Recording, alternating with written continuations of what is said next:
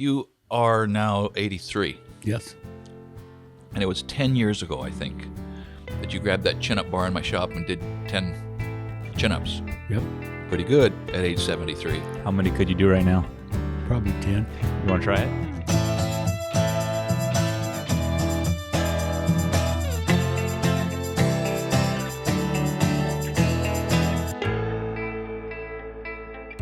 Sai, I think it's been months since we put a video and updated our audience with what you've been up to. So maybe right off the bat, what have you been up to over the last 6 months? We've been doing the Spec House. What's been keeping you busy? Well, I've been doing lots of knives. I'm trying to get quite a few of them done before Christmas. Just shipped 2 today, shipped 2 a couple days ago. I've got Stateside, do you remember addresses? Anything spectacular there? 1 went to Arizona, 2 went down into the Los Angeles area. 1 went back east, I can't remember where. You shipped something to Israel like 2 months ago, didn't you? Actually, they didn't go to Israel. The guy is in Israel at bottom, but he had them shipped up to Issaquah, Washington, because he bought a new Chevy 4-wheel drive pickup, and he's having it tricked out, and he's going to tour up through into Alaska and then maybe down through the United States, Canada, Mexico, South America. I don't know where he's going, but it's quite a trip. Hey, tell him to stop by. He thinks he might. He's might stop and see the forge. That'd be good. Yeah, that'd be good. That is cool. Do you have like repeat customers or people who are kind of getting creative and having you make other types of items at this point, or what's your? Well, I made 2 knives for him and an axe. Oh, cool. The guy that I shipped the knives to today is going to have me make an axe and another knife that he's kind of designed, and I didn't stop and look at the mail today, but the pictures should have come, but I won't get to them till after the first year. Yeah. Okay, now, tell us about that pickup. I bought a 34 Ford Model BB 1.5-ton truck. Where at? It was in Montana. Yeah. A couple friends and I went back and got it. And I hope after the first year I get to work on it a little bit. I've got the motor running. It sounds good. I've done a little bit of body work on it, but I just haven't had time to really. Is that the original motor in it? No, it's not. It's a later flathead V8. Probably about 1950 model, somewhere in there. It's not the 59 AB that I was so familiar with when I was hot rodding, but so the last time you rebuilt something like this, you were like in your early 20s and you were building a Model T or something. No, I was 17. 17. Actually 16 to 17. And that was a flathead Model A motor that I'd hopped up and did a whole bunch of stuff to. Mm-hmm. Turned 96 1/4 with it, which isn't too bad in the 50s. Mm-hmm. All right, so when you went back to Montana and looked at this truck, so your buddy Leonard had bought it for you at an auction. He said, and did you have any warning of that, or he just said, "Cy needs that," bam, threw the money down, and now you're on the hook? No, it wasn't quite like that. He called me one day and said, "I'm going to an auction. There's some old pickups there." And I said, "Well, if you find me an old 36 Ford, I'd really like to have one." Well, it didn't quite end up being a 36 pickup, which is the year I was born. Oh, yeah. It ended up being a 34, and it wasn't a pickup. It's a 1.5 ton. But it's a pretty good little truck, and considering its age, the body is in amazingly good shape. There's very little rust on it. The fenders they're rough, but they're there, and they're not rusty. They're solid. A little bit of body work and maybe a can or 2 of Bondo, and I think we'll be in good shape. Maybe we ought to get Brian Brown on that body work, huh? I know some other guys that could do it too, but I'll play with it. What's your plan with the truck? You gonna hot rod it? You just gonna get it kind of as a farm truck and drive it around here and there, or you got any kind of goal? It's not going to be a hot rod. It's a dually. Oh, ton cool! and a It's a half. work truck. Yeah. Cool. And we were talking about the bed the other day. It's 7 feet across the two. Oh, two it is tires, 7 foot across. The tires. Wow. Okay. So 7 feet, 7'2" at least for the bed, All right. and about probably close to 10 feet. Huh. Pretty good bed. Bigger than it looked. That picture that you guys sent me from Montana, it just struck me as being a little more pint sized than that. No, it's 7 feet across That's the a truck. doors. Huh. One of the first videos we put up, Si, that featured you was a video of butchering one of your cows. This was probably 3 or 4 years ago, and that video still gets a lot of views, and it's really great. I was watching it the other day. It's just really neat. It's beautiful, and there was a nice day, and the cattle are all kind of just cruising around in the high speed. So, anyways, that video continues to get views. There's some recurring comments there. What stands out to you, having looked through those comments probably over once or twice? How do you answer some of the questions people have that have showed up there? Well, I haven't seen it for a long time, but it was interesting to see the broad spectrum of the comments, from "Hey, way to go! I wish I could do that," to "Oh my God, you're killing that poor animal," and you In front of killed its her. friends. And you killed her in front of her In friends. front of her friends and family. When you shoot something like that, the rest of them mill around. They come and look at it, and then they go away and eat. It's not I don't think there's any trauma involved there, although they do know that something's different, and they will smell that site, and if you leave the hide laying there, the head laying there, they'll come and sniff it. Sometimes they chew on the bones and Paw out a little bit sometimes. yeah, Yeah. especially the bulls. They'll put their heads down and scoot around on the blood and the stuff. Yeah. But there's, we tend to, what's the word, anthropomorphize, assign human characteristics I and give understand. names. Yeah. But there is no anthropomorphizing the result from the cow's perspective. They startle, the herd jumps when the gunshot goes off, and their heads come up and their ears go forward, and they look around as sort of an immediate, part of their fight or flight response. It's an unexpected sound, but they don't associate that sound with anything that could happen to them. I don't think so. And then they go back to eating. Yeah, right then, put their head down and go back to eating. Yeah, Even the elk are like that. If you're 300 yards away and you shoot an elk, the rest of them will look up, and I've seen them go right back to eating. The dead one laying there in the bunch kicking around. And sometimes they'll bolt at the sound, but then they stop a little confused. I've seen them. I've put an elk on the ground, and the elk's kicking, and they'll walk over there, and then the non-typical actions of that animal on the ground scare them worse than the sound or anything else, and they're just kind of startled at there's something odd going on here, and they'll move away. And they do understand that something's different. Something's different. Yeah. Yeah, some animals will eat their own. I can't. Maybe like a hog, that happens, and if you leave them alone, they'll start. So I guess animals are a whole different animal, so to speak. So think of digger squirrels, Columbia ground squirrels here. Okay, when I was a kid, I don't do this anymore. I can't tell you exactly why, but I used to go out and shoot them just because it was so fun to shoot them. Try to get the shot off accurately before they got back down in the hole. Provided some sort of a challenge. But you can shoot a squirrel, and when he dies there, somebody's going to come and drag him back into the ground and eat him. They will cannibalize that thing. Another squirrel. Another squirrel. They are not much different than a rat, and rats are notoriously cannibalistic. Yeah. And so it's like, and cows are not much smarter. In fact, maybe not as smart as some rats. Okay. Probably not as smart as a rat, but I have come to appreciate that there is a little more thought process in a cow than I ever did years ago. Well, do you see cattle, like if it's a calf that dies and the mother, is there like reactions that are relatable for a mother, around a dead calf? A cow will typically take 3 days to get over a dead calf. And abandon the sight of a dead calf. Right. In other words, like she'll be in mourning, and Well, what do you mean, like you take got to 3 define days? mourning.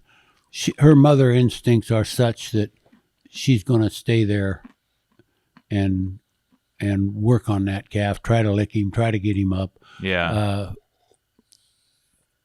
Usually about 3 days. Wow, that's a long time. It's a long is. time.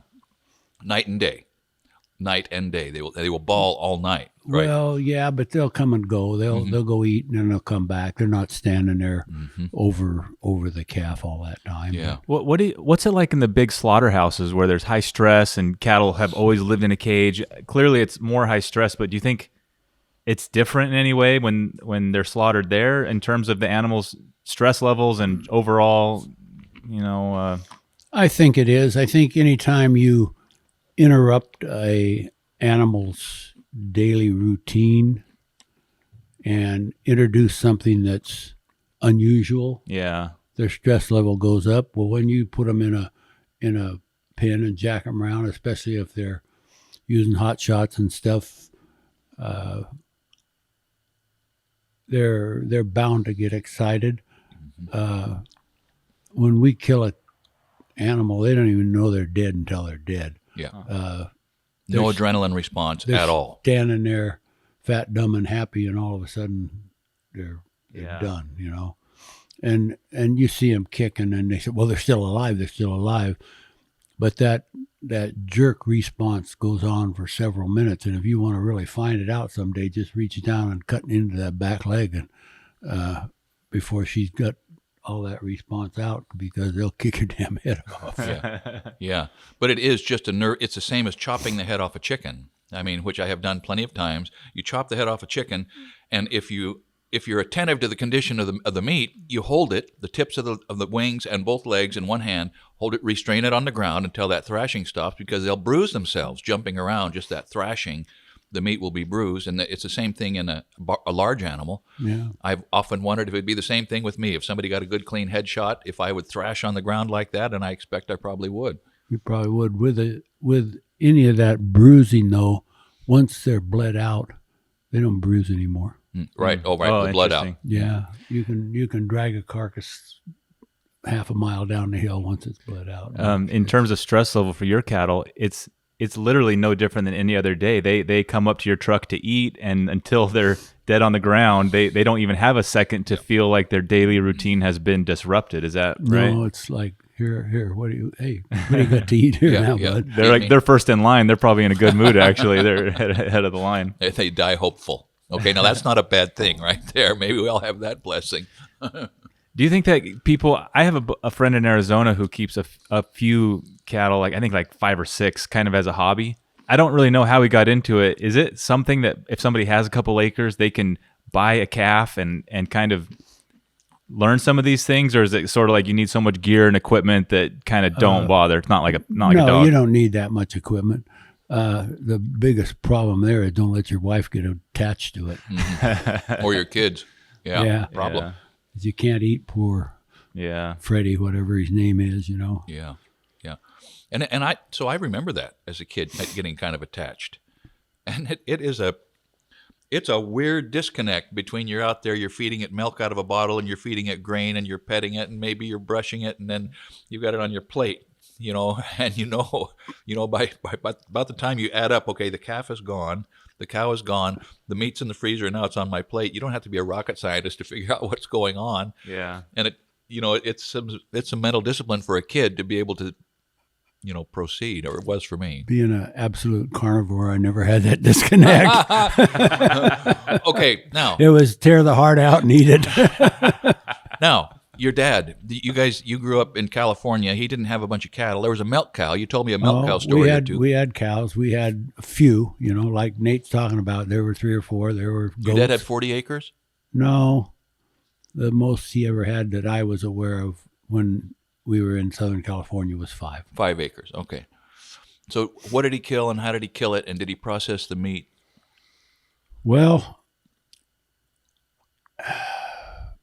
after I was about 10 or 12, I was the butcher. Really? That's right. Your dad was a soft-hearted guy. He came out of that war and he did not really want to kill anything. World War I. Yep. Wow. As tough as nails, hard rock man, but Capable man. soft-hearted to the point that when a rabbit screamed and stuff, he just did not like it. Interesting. And I was the assassin. Once it was on the ground, he could wade in and take the heavy work until you got strong enough to do it. Yeah. Yeah. He didn't like killing them. I'll be darned. Wow. I think you mentioned this in a video, but he never talked about the war. Is that right? Did he ever tell you like the nitty gritty of what that was like for him? Not until just about the time he was dead. Wow. And the only thing he ever said was, I just don't know what's going to happen. We did such terrible things. Left a big scar on him. Yeah. Big, deep scar. Yeah, all those guys probably thought about that every day of their life. And man, what a burden. What a burden. What a burden. But PTSD was never even thought of. Nobody had coined that phrase. Those guys came home. Yeah. They went back to work. They got a raised job. Their families. They got married. Yep. They worked through it. Yeah. Or not. There was probably more like shame and like stigma if you did complain and act like it was, there was maybe a little more expectations to be a tough guy or a, who knows what. To be a man. So they just kind of bury it down. Whereas now there's maybe a little more encouragement to. From what I've read, that the trenches in France were a really hellacious place to be. They were the worst. They were the worst thing that had been on the face of the earth till that point. That Dan Carlin, yeah, his historical narratives about World War I, Blueprint for Armageddon, horrifying. That those guys would be in those trenches with the body parts of their comrades had been blown up, and they would scrape dirt down over they would bury them in the bottom of the trench because you couldn't get out to bury them.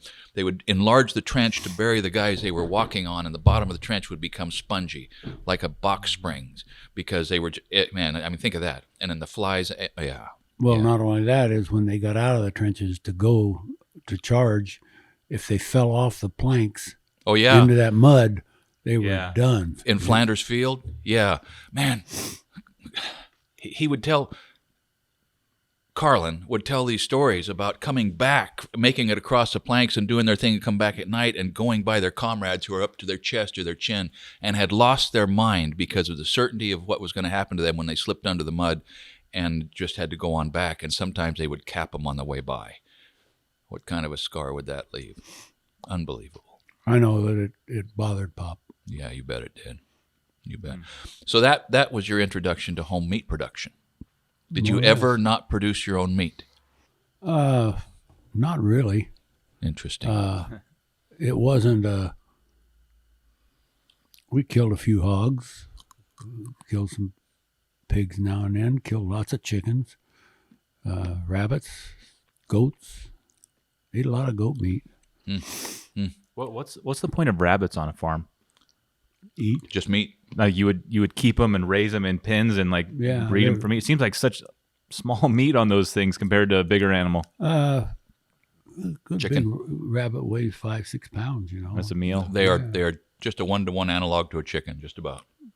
They're very lean. I've been told and read that you can't live on rabbit meat. That it's really not enough fat. That it's so lean that you can't. Interesting. Make it on it. So when Kelly and I moved to Wyoming, we were 23, probably 23. Moved back there, zero money, borrowed the money to move. Amanda was born. She was pregnant with Nathan. Got back there, and there were cottontail rabbits everywhere, and I had 22 shells. I didn't have any money. So we ate a lot of rabbit. Wow. And a cottontail is little, like 2 of these cups, and there's a trick to field dressing them. You cut them down low, grab them by the front legs and the ears, whip them, and the guts just splatter out on the ground, so you never stick your fingers in there. You can grab the hide between your thumb and forefinger right in the middle of the back and pull, and the hide will tear, and the hide comes off like a sock in both directions. Pull the hide off, and they're clean, and you drop it in a plastic bag and keep hunting. So we ate a lot of cottontail. We pulled the hide off most of the rabbits, you just cut them around the legs and then just pull it right over. Slip right off, yeah. Interesting. It is people who are opposed to eating meat, and it makes sense. They're not interested in experiencing some of these things.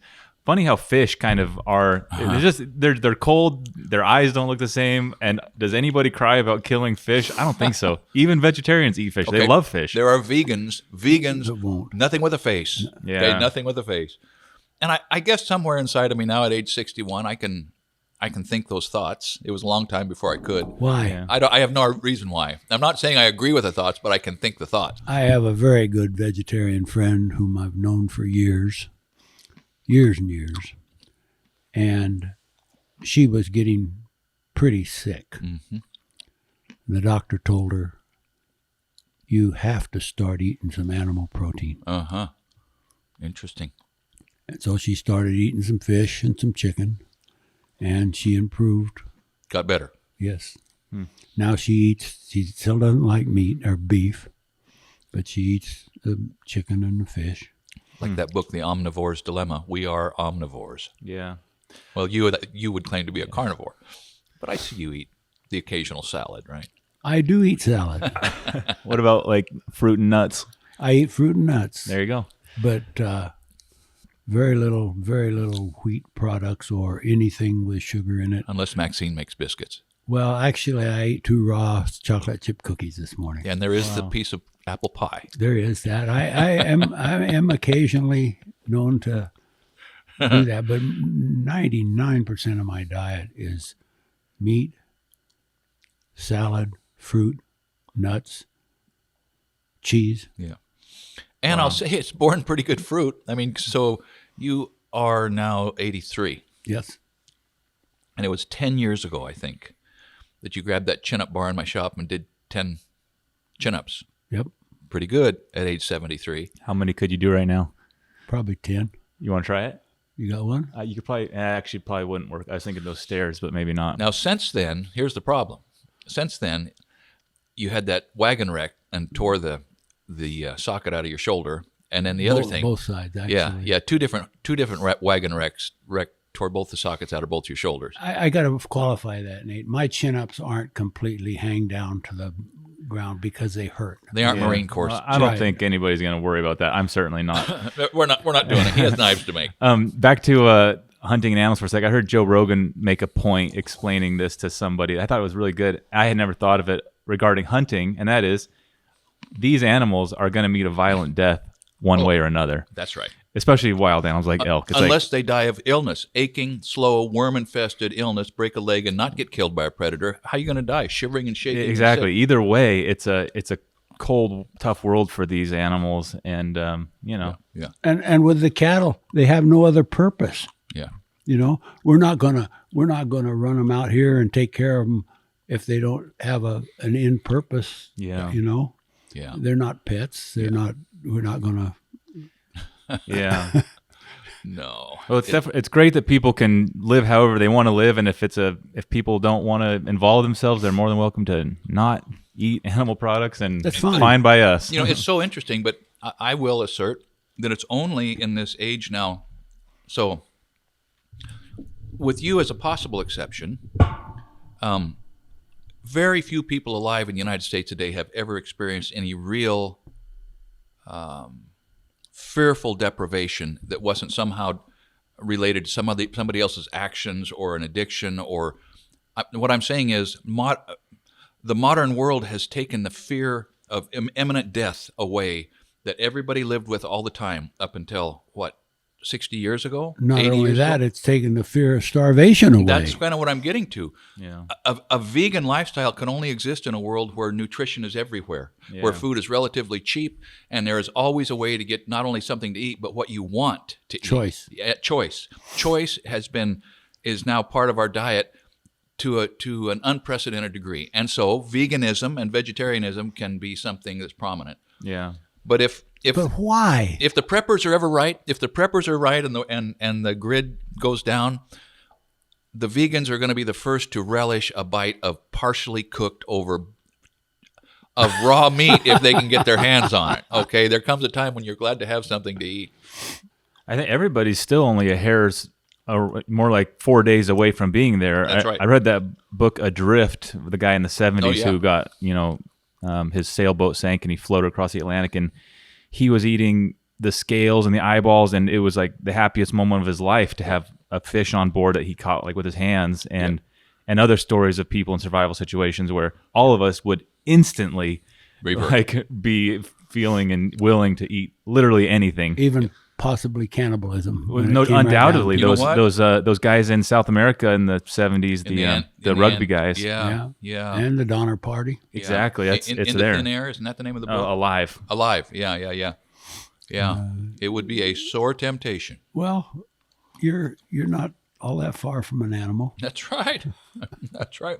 We share certain characteristics. And hunger is a powerful motivation. Yeah. In fact, I was struggling with that on the way out here. Do I pull over and buy that donut or not? No, I will not. My stomach will not dominate me this moment. There's no doubt that people from cities and who've grown up in an urban lifestyle, it really is foreign and kind of shocking. And with YouTube and being able to see these things firsthand, I got to admit, it would be easy to kind of, it would be it could be kind of a shock. I think for some people it's not a big deal. For other people, it's like, holy smokes, that is evil. Maybe if you got dropped out of a, right into it out of a helicopter, maybe it would look that way. Evil's a pretty strong word. Yeah. It is. But there's people who would call it that and defend themselves. But again, I know it's a little weird. Give them 2 weeks in hunger and see. Boy, isn't that the truth? I wonder if any of us realize how close to the surface that dog-eat-dog potential is. Probably not until you've been there, done that, wartime situations, or I don't know. But I know I'm pretty insulated from it. We all are. Yeah. What was it like as a kid? I mean, the world was a lot different back then, even in terms of food production. It took a lot of work to make a meal when you didn't have a microwave. So even when you were a kid, it was a little different, right? Or did it kind of feel the same way? There was abundance and, Other than a little bit of rationing during the Second World War, and then only a few things were hard to come by. Butter. That was a thing that was a little hard to come by. We had oleo. Mm-hmm. Oleo margarine. But oleo came white because they couldn't dye it yellow. Because the dairy lobby got legislation passed against it. But it had little capsules of yellow food dye in it. And in some of them, you could break the capsule inside this plastic pouch and then squeeze it until it mixed it up. Cool. I can remember doing that. But I never have, aside from being in the mountains a couple times when I was out overnight and hadn't prepared for it, I've never really been hungry. And that's a very short duration of hunger. Yeah. But you get pretty damn hungry. And you knew it was going to come to an end. Right. There was food waiting. Right. All you had to do was get there. Yeah, I had to get back to the cabin. Yeah. Was your dad a kid in the Great Depression? He wasn't a kid, but he was a young adult with a family. So how did the older generation talk about the Great Depression in terms of, right now a lot of older generations talk about millennials and Zoomers and like, oh, you kids don't know what a hard life is like. Did Great Depression survivors like carry that through to your generation and hold it against you, or not really? I think so. I think I can remember him saying I'd go out and I'd try to find a job for anything. Mm-hmm. Any job. Right. For anything. Mm-hmm. Any money at all. Right. 50 cents, $1 a day, whatever it paid, I'd take it. Of course, my sister was born by then. My little brother probably came right along towards the end of it, but he didn't live very long. But that was right during the early 30s. And holy smokes. Man, your dad really kind of got the short straw on generations in terms of the small family and the Depression. Talk about stress. World War I, it's obvious. Yeah. Wow. Yeah, he had some hard times. Yeah, but he was doing anything he could, and And that was the way it was. It wasn't. There was not the huge. There was no welfare net. Well, there was soup kitchens. There were places where somebody could get a meal once in a while. But he was working. He was digging wells, hand digging wells, when he got hurt really bad. A guy dropped the bucket on him. So let's flesh that out a little bit. Hold your thought about your dad. What we're talking about here is hand digging a hole in the ground and going down on the bottom of the hole, and there would be a rope run down off a little derrick, a little kind of a couple hundred feet. Down 200 feet. You're in a hole in the ground of your own making. No OSHA shoring. You're down in the hole, and the bucket comes down a couple hundred feet, and you fill it with dirt, and it goes up. And at a certain point, the rope breaks. No, he dropped. The guy was drunk, and he dropped. Okay, so he hit freewheel on the derrick and dropped the bucket full or empty. I don't know that. A bucket fell 200 feet down a cylindrical hole in the ground, and there's a man at the bottom. That's going to hurt you. Well, they put him in the hospital. They sent him down to Southern California to the hospital at University of California. And they put him back together. And while he was down there recuperating, he met my mother. Really? Oh. And she decided that, well, I say they decided to get married, and she would continue teaching school, and he would go to school and get his education. So that's so interesting that he went the education route following that. Interesting. So my mom and dad connected when he was laying in a hospital bed after cutting his left foot almost off in a motorcycle wreck. Yeah. Convalescence is a time for budding romance, I guess, right? So young listeners, you need to get out there and just break yourself. Yeah, just some sort of little accident. No, don't. In the hospital. It hurts too bad later on. So he ended up teaching school. Yes. And one of the so speaking, Nate, to your observation about the emotional trauma, what was your dad's name? Cyril. That Cyril, yeah, that's right. Okay, that Cyril endured through his middle age as a school teacher. He started taking boys, specifically boys who had issues, to a camp in the mountains. Yep. As a way to sort of do something really worthwhile, and it was worthwhile. And he brought you in on that on the front end of when you were about the same age as the boys that he was interacting Or with. a little younger. Okay, This is like troubled youth, like boys who are getting in trouble. He taught in the Los Angeles juvenile. Oh, okay. So maybe students that he bumped into or kids he met at the juvenile hall who needed extracurricular help. They were. It was part of the program, maybe. Right. Oh, okay. Okay.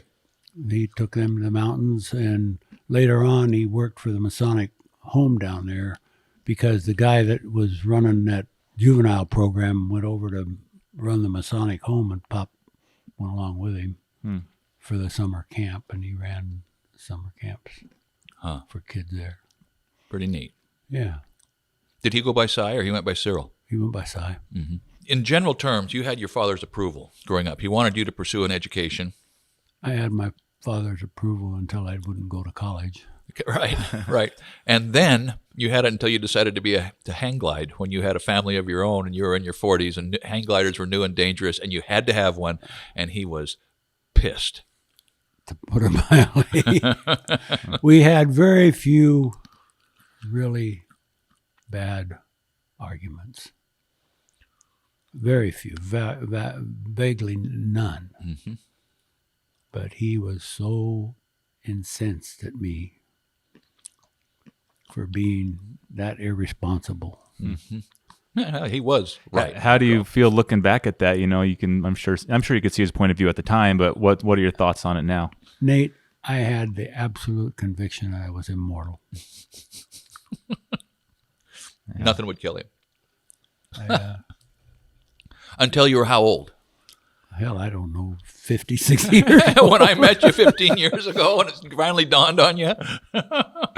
I'd come through so many bad wrecks with Harley scratches and a few broken bones and stuff that my kid told me once, Dad, I never worried about you flying that thing. He said, I didn't think anything could hurt you. Mm-hmm. Yeah.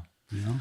And you cemented that by falling 40 feet out of the air when your kid's second grade class came over to watch you It was fly. closer to 60. 60, and you stalled and bounced down through the oak trees and got to the ground. Okay, start at the top there. So you are putting on like a demonstration or something for the class? Or Oh, what is my this? little girl's class wanted to come out and watch me fly the hang glider. Okay. Well, Gallagher Mountain's up there about 2,500 feet behind the house. And I took off up there, and I had a really, really good flight. And I came down to the landing area, and I probably had close to 1,000 feet of bonus air. Okay. Okay, pause. And the class, the kids are out in the middle of the field watching you do this. Right. Okay. Do you mean bonus air? You're 1,000 feet higher than you needed to be, Than I and you're usually over the was. landing zone. Okay. Than I usually was. Okay. So I made a mistake. I turned and went downwind and turned out over the forest there across the road. And when I turned back towards the landing field, I was getting down air, and I knew I'd made a mistake. A downdraft. You caught a downdraft. Wasn't just a downdraft. I was no longer getting any lift out of it, Oh, you're falling. and I wasn't going to make it. So I picked the spot that had the least amount of trees in it, heading for the field, and I headed for that. Well, I caught an ash tree up about 50, 60 feet off the ground with the left spar on the hang glider, and it folded it up. Wow. And I fell down through, and it wasn't a direct fall because I've got the kite and it's kind of hung up, and Oh, well, in that case. Oh, yeah. it wasn't like I plummeted 60 feet out of the air, But you worked your way to the ground in a vanishing kite. and I ended up kind of scraping myself in the fence a little bit that was in the trees, but Wow. it wasn't bad. So it turns out you were actually right all along. You are pretty much immortal and survived all these things. So I guess you wouldn't change your tune to your dad at all. 16 major reconstructive surgeries. That's got to be some kind of a record. Some of them voluntary, like the 2 knees that you had put in. Yeah. 2 knees at the same time I 8 think years ago. I think it's a little more than that now. Yeah, 16 or 18 reconstructive surgeries. Anyhow, it's Shotgun blast, all of it. So Nate had a good question. We were talking about this early. Can you think of anything that comes to mind that where, from the time you were a kid until now, you've had any really significant changes in perspective of any kind? Anything, or do you think that if you could Yes. talk to your 20-year-old self, you guys would be seeing de acuerdo on every topic? No, because I've softened a lot. Uh-huh. I have more tolerance. Would you go so far as to say it's empathy? Define empathy. Empathy is an ability to feel others' pain. I may not feel well, maybe a little, but I can honor their viewpoint more. That kind of tolerance, yeah. Willing to whereas- accommodate. Whereas before, hit the road, it ain't my way. We don't do that, Yeah. But yeah, I've come to the conclusion that I'm not always right. Okay, now that is a worthwhile paradigm shift. I've Right. yet to make it. Well, some people, especially when you're young, and Yeah. they have this idea, and I have friends that are in their 75 and 80 years old that still think they're right no What a matter shame. what. Yeah. What a shame. And it makes life really difficult for Yeah, them. every 2-year-old thinks they're always right. And the hope is that gradually we get past that and realize we don't have to believe everything we think, all right? Well, it took me 60 years or so. Yeah. I think you and I ran into each other just about the time you were making that switch. Yeah, probably.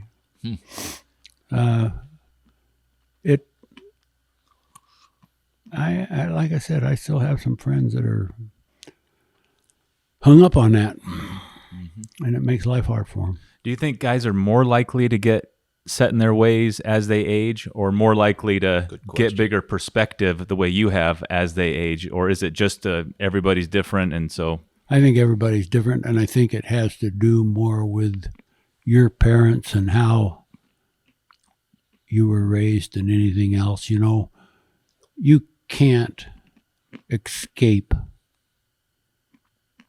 your early parenting. It's there. it's going to affect you. I had a great set of parents. Mm-hmm. They had a child development plan. You know, it was we're going to push this kid and give him all the opportunity we can. Mm-hmm. Mm-hmm. And we're going to put everything in the way that we can to make him a broader person. My dad bought me a set of tools when I was 6. Wow. And I've still got some of them. But he gave me a carburetor. Now, this is a hell of a toy, especially for somebody that wanted his child to become educated. He didn't realize he was slamming the door to higher He education. And having you butcher the cattle, it's like, what does he think's going to happen? He stepped on his own foot, really, because he gave me tools. He gave me little motors to take apart. He gave me this carburetor I played with. I could take it apart in my sleep. Wow. You know, took it apart, put it together, took it apart, put it together. Huh. I had stuff like that all the time. Of course, it's simple carburetor in those days. You know, it's not very tough. He was a horse trader, and I say horse trader because he traded anything, everything. He brought home more varied stuff than you can imagine. 5 acres of stuff. And literally, it had alleyways going through it. Wow. But there were model airplane engines. I took them apart. I put them together. I took them apart. I got some of them to run. You know, it was... Hell, by the time, when I was 14, he bought me a Model A Roadster, a 1931 Model A Roadster that had been in a wreck. He paid $15 for it. And did your mom see on the horizon that this is going to turn my kid into a 17-year-old driving his Model T 95 miles an hour and wrapping it around an oak tree? Did they not connect the dots to that outcome? I don't think they did. I tore that Model A apart. I scoured the junkyards, which were very prominent in those days, and full of Model A parts for nothing, you know. Yeah. I got a bell housing. I got a front end. I had that thing up on blocks and hung from a pepper tree limb and rebuilt the engine. And wow. I had it running really good. It's probably like parenting 101, but this is a good example. And when you tell a kid they can do something, or when they learn that at a young age, I can fix and solve things, and they have the approval to do so, it seems like that's the same mindset you carried. We talked about the lake development, which was a feat of strength, and I'm sure there's 100 other stories, and I know there's kids who have parents who are kind of clamping down on them. You can't do that. You don't know how. And talk about like the I don't know, the magic key to, you know, being a productive adult is having that confidence from good parents when you were 6, I guess, is when you first started. Pop told me, getting that. You can do anything. There you go. You can do anything. You can be anything. You can do anything.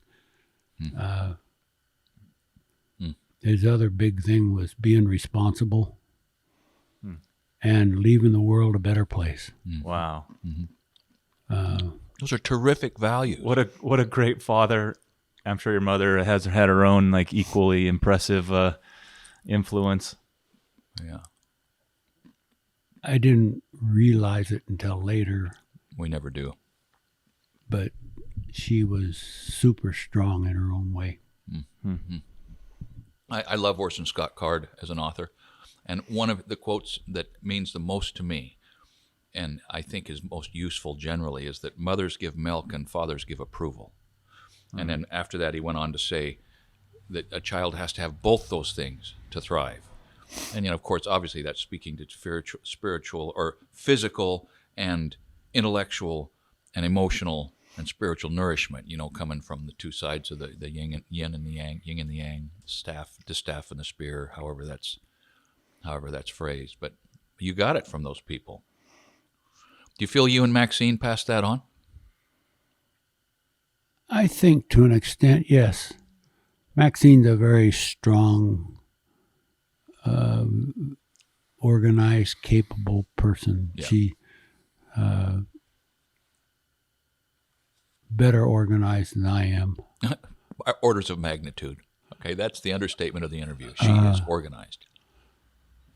She gets a tremendous amount of work done.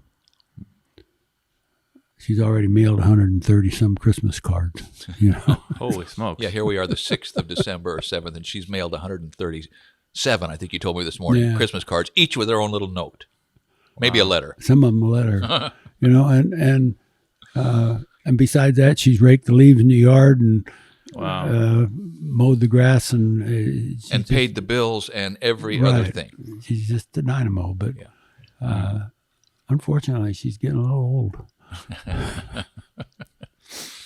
She gets tired now. Just as mortal as the rest of us. All right, well, we'll wrap it up here. Thanks for coming and talking with us, Cy. It's really neat, and you guys are absolutely going to want to click to YouTube on this. We actually have some footage of Cy, if you're okay with us using it, of you flying your hang glider. I don't know when that was taken, but some family videos. A long time ago. Back when you were immortal. So we've got the proof. Unfortunately, we don't have the picture of him rolling out of a tree, but maybe he'll do that again for you. We'll mock that up. Yeah, we'll be your own that. stuntman. All right, so check it out on YouTube. This will be on our main channel, and we really appreciate you listening, and we'll catch you next time.